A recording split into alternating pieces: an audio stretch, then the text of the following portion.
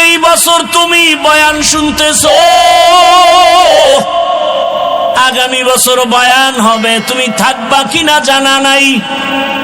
আমার কলিজার টুকরা ওই হাদি কত স্বপ্ন নিয়া ময়দানে আওয়াজ, কিন্তু অকাতরে চলে গেল। কেউ ভাবেও নাই সন্তানটারে নাকি হাতের মধ্যে নিয়ে বলেছিল, আমি যদি মরে যাই আমার সন্তানটাকে দেখে শুনে রাখিও। আজও কলিজা ভরে দোয়া করেছি, এমন একটা মোনাজাত নাই যেখানে আমি যুবকের জন্য কলিজা ভরে দোয়া করি না। ও আল্লাহ, আর জানো আমার এই জমিনের মধ্যে ওসমান হাদির মতো কারো প্রাণ ঝরে না যায়।